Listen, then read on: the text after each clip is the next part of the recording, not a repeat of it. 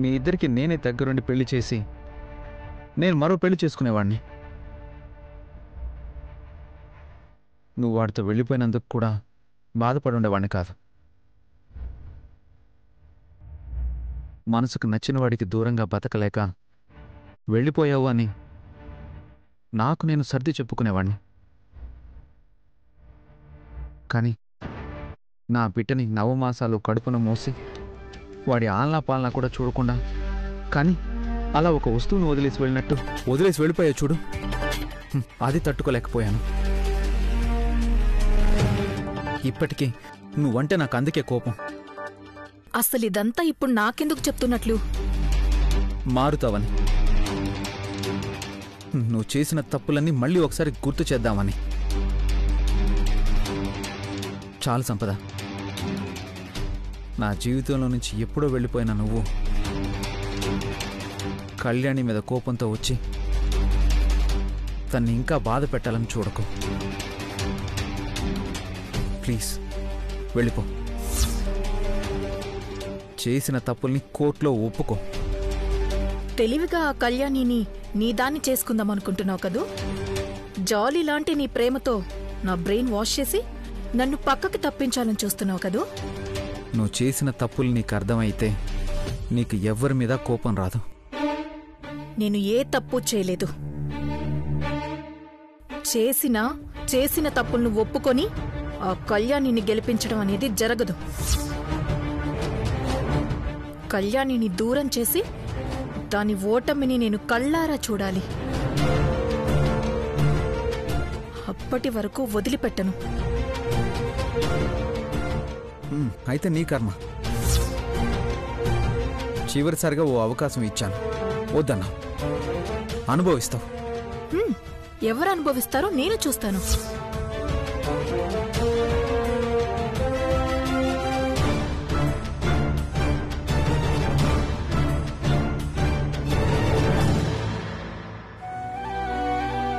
మనిషిని మార్చొచ్చు ఆఫీసర్, అలాంటి మృగాన్ని మార్చలే. కన్న బిడ్డని అలా అనాథగా వదిలేసి వెళ్లిపోయినప్పుడే తను మనిషిగా చచ్చిపోయింది. ఆ సంపద మాటలతో మాట వినదు. తనంతట తనే వెళ్లిపోయేలా చేయాలి. అంటే డోస్ కొంచెం పెంచాలి. సంపద ఈ ఇంట్లో నుంచే కాదు, మన జీవితంలో నుంచి వెళ్ళిపోయే రోజు కోసం వెయిట్ చేస్తున్నాను. నేను కూడా.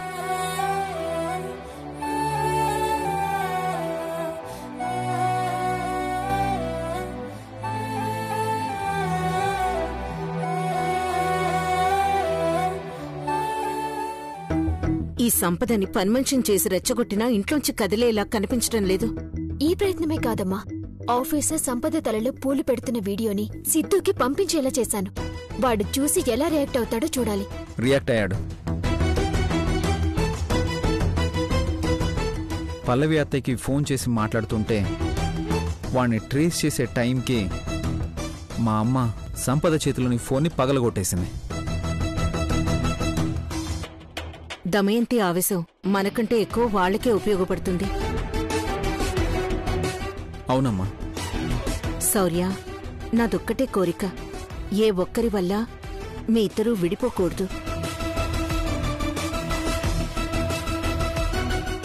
అలాంటి రోజు ఎక్కడ వస్తుందో అని నేను బాధపడేది, భయపడేది. ఏ శక్తి నన్ను కళ్యాణిని విడదీయలేదమ్మా. నువ్వు ధైర్యంగా ఉండు. నువ్వు నీ మాటలే నాకు ధైర్యం ఇచ్చేది శౌర్య. సర్లే, మన ముగ్గురం ఇలా మాట్లాడుకోవడం ఆ సంపద చూసినా దమయంతి చూసినా గొడవ చేస్తారు. పదండి.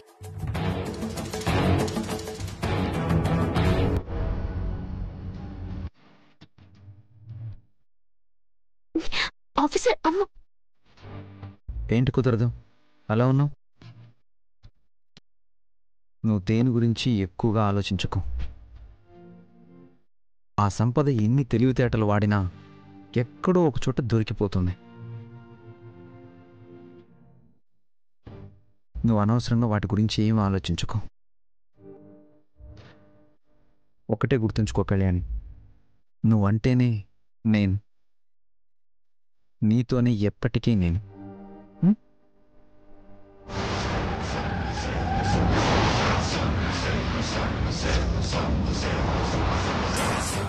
ఆఫీసర్, సంపద మన మీద నిఘా పెట్టిందని నా అనుమానం.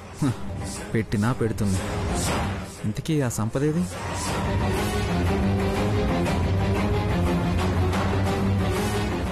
సరే ఆఫీసర్, మనం మళ్ళీ కలుద్దాం. వెళ్తాను.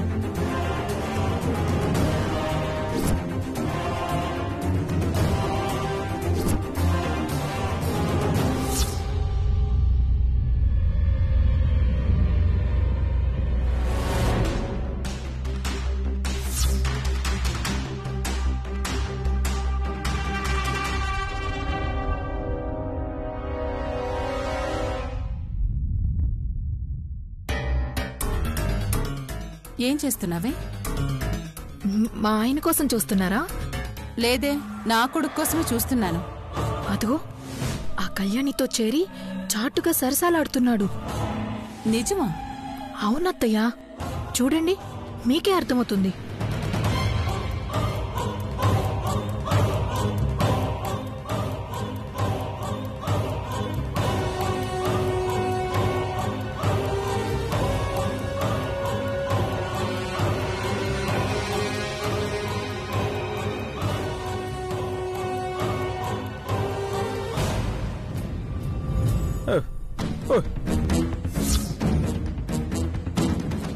ఏంటమ్మా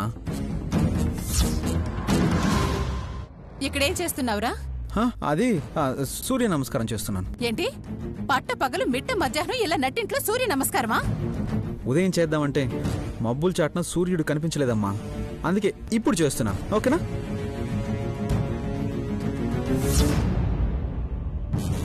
నిన్ను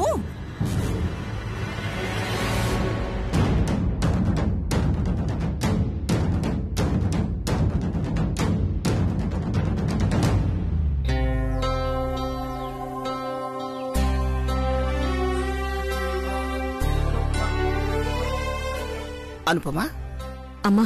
పూలు వాడిపోకుండా కట్టగానే జాగ్రత్తగా పెట్టు. అలాగేనమ్మా. దేవుణ్ణి అలంకరించే పువ్వులు వాడిపోకూడదు. అలాంటి పూలతో అలంకరించడం మంచిది కాదు కూడా. లేదులేమ్మా, జాగ్రత్తగా చూస్తాను. అమ్మా, రేపటి కావాల్సిన ఏర్పాట్లన్నీ చేశాను. సరే. ఇంట్లో చేసుకునే పండగ ఏర్పాట్లే ఉంటాయిరా. అదేంటమ్మా అలా అంటారు? శ్రీరామనవమికి సీతారాముల కళ్యాణం చేయిస్తారు కదా. మీరు చేసే కళ్యాణం చూడటానికి ఆ దేవతలే దిగొస్తారమ్మా.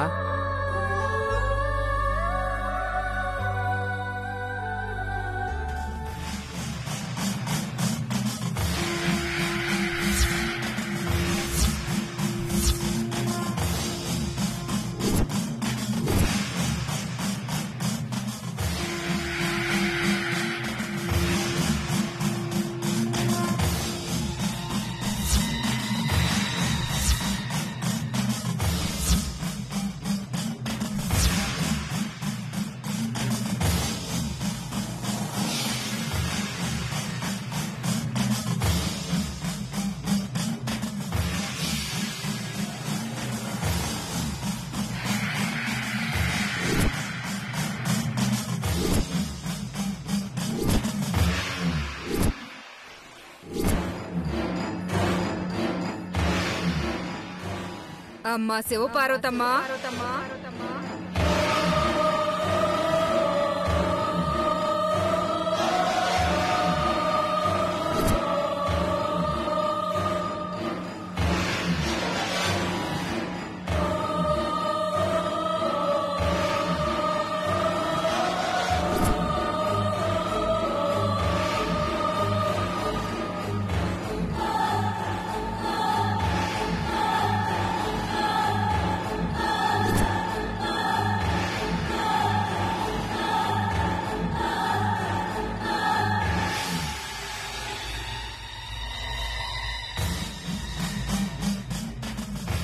అమ్మా, మీలాంటి వాళ్ళు మా ఇంటికి రావటం మా అదృష్టం.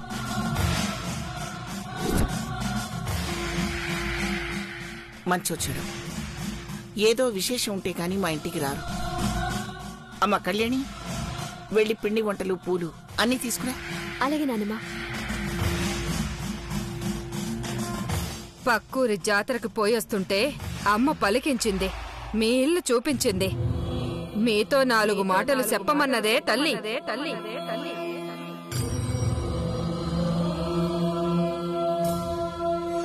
ఒకటిగా ఉండే ఇల్లు 2 అయ్యింది. శని రూపం మార్చి నీ ఇంట్లో తిష్ట వేసి 10 రోజులయ్యింది.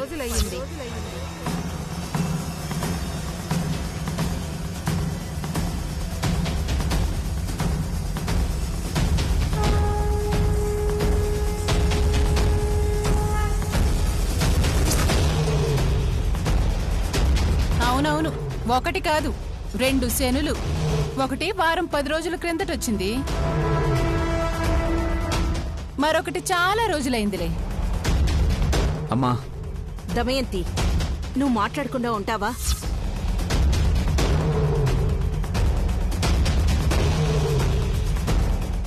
కళ్యాణిని అలా అనొద్దు. అంటే నన్ననొచ్చా? ఎవరిని అనొద్దనే చెప్తున్నాను. అమ్మవారికి ప్రతిరూపంగా ఆ తల్లివాకు చెప్పే ఆమె ఇంటి ముందు నిలబడి మాట చెప్తుంటే మధ్యలో మీరేంటి? నువ్వు చెప్పమ్మా. ఆ పార్వతీదేవి అమ్మవారి పేరు పెట్టుకున్న నీ ఇంట అలాంటి గ్రహాలు అడుగు పెట్టకూడదు.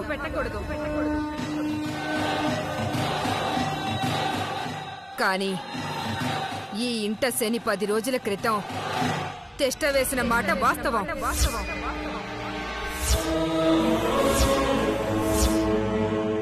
ఆ శని లొంగిపోవాలంటే ఏం చేయాలమ్మా? మీరు మామూలుగా పూజలు చేస్తే సరిపోదు. వైభవంగా ఆ సీతారాముల కళ్యాణం జరిపించాలి.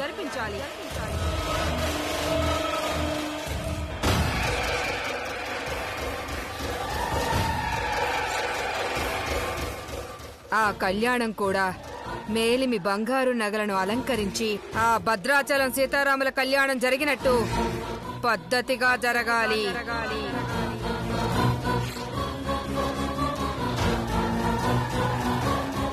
ఆ తర్వాత సీతారాముల కథని దృశ్య రూపంలో సమర్పించాలి.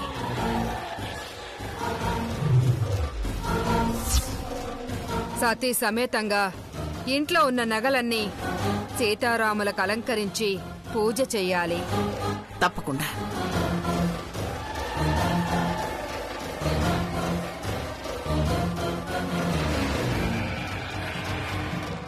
అదే ఆ తల్లి మాట.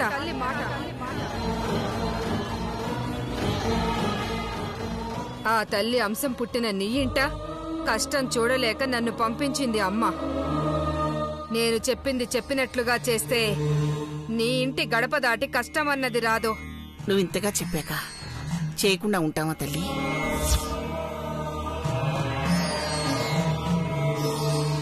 ఆ అమ్మవారు ఇంటికొచ్చి మరీ చెప్పడమేంటి? నీకోసం రాలేదులే, అత్తయ్య గారి కోసం వచ్చింది. అమ్మ చెప్పమన్న వాక్కు చెప్పాను. ఆ తల్లి మాట ప్రకారం కళ్యాణం వైభవంగా జరిపించండి.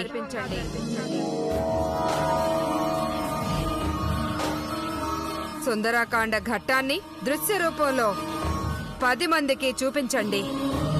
కష్టాల నుంచి బయటపడండి.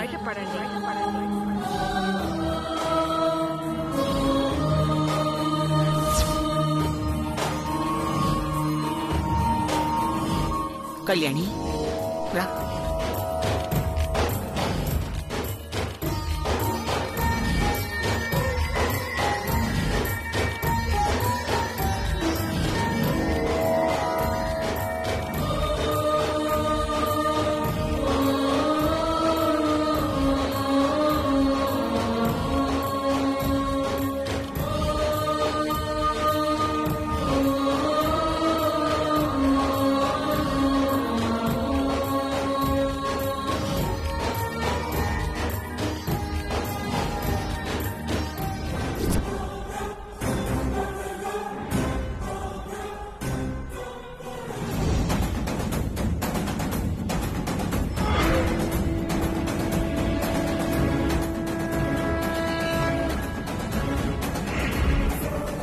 ఏం జరుగుంటుంది? అనుకున్నట్టు జరుగుంటుందా, లేదంటే ఏదైనా ఇబ్బంది పడి ఉంటుందా? ఆ అమ్మ పలికిన వాక్కు సత్యం చెబుతాను.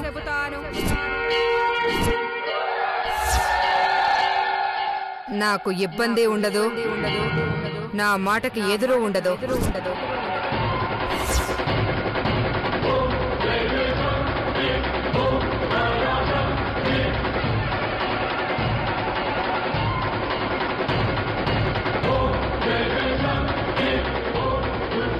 అంటే పని అయిపోయినట్టే కదా? నేను వెళ్ళాక అవ్వకుండా ఉంటుందా? ఎస్. సంపదకు కూడా అనుమానం రాలేదా? అనుమానం రాదు, రానివ్వను. సంపదకే అనుమానం రాలేదంటే అంతా నమ్మేసినట్టే. అంతా నువ్వు చెప్పినట్లే చేశాను సిద్ధు. మొత్తానికి బంగారం బయటికి రావడానికి దారి చూపించొచ్చావన్నమాట. బంగారం తెచ్చుకోవడానికి నీకు దారి ఏర్పాటు చేశానుగా. అనుకున్నది అనుకున్నట్టు జరగగానే నీకిస్తానన్నది మీ ఇంటికే వచ్చేస్తుంది. రాలేదంటే నాలోకి అమ్మవారు వస్తుంది. రానివ్వనుగా.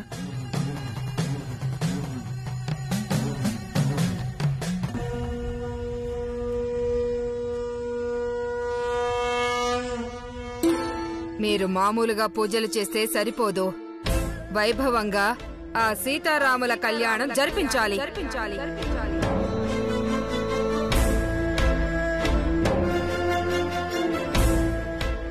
సీతారాముల కళ్యాణం ఘనంగా జరిపించాలని జోగులమ్మ చెప్పింది. ఏదో ఇంట్లో కళ్యాణం చేయించడం తప్ప ఆ స్థాయిలో మనం ఎప్పుడు చేయించలేదు కదా శివ. కాని చేయక తప్పదు కదా. ఖచ్చితంగా చేసి తీరాలని ఆ జోగులమ్మ చెప్పింది కదా.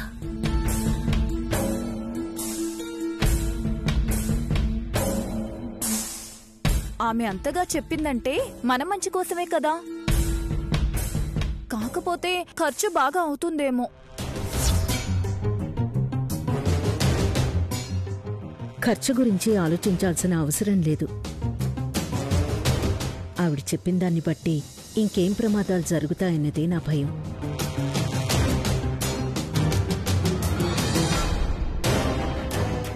అసలు ఈ కాలంలో కూడా ఇవన్నీ ఏంటి? ఇంట్లో ఎలాగో పూజలు చేస్తాంగా, అది చాలండి.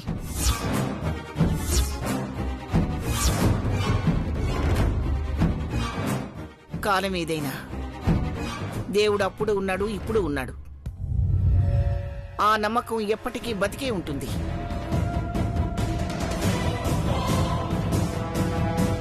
సుఖంగా ఉన్నప్పుడు దేవుడు ఎక్కడ అనడం, కష్టం రాగానే భగవంతుడాని గుడికి పరిగెత్తడం కొందరికి మామూలే.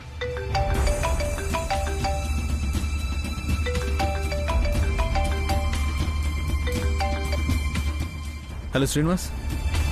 హలో. చా, ఫోన్ స్విచ్ ఆఫ్ అయింది.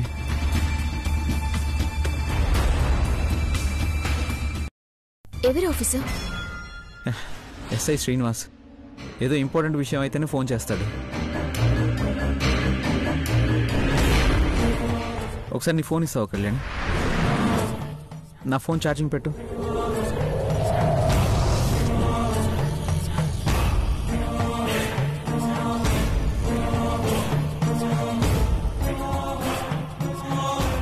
నాకు తెలుసు ఏ పనైనా సరే నీకే చెప్తాడని.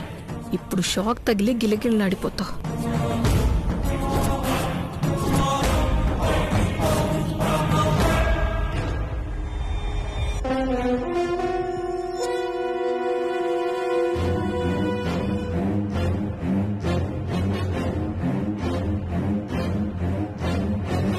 ఫోన్ ఛార్జింగ్ పెట్టమని శౌర్య కళ్యాణికే చెప్తాడు, లేదా చెప్పేలా చేయాలి.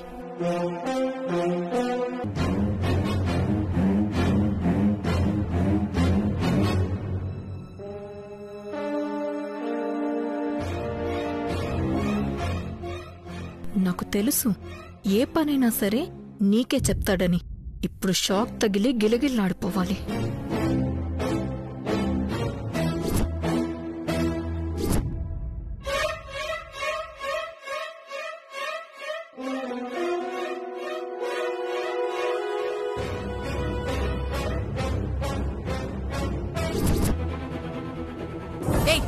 వెళ్ళవే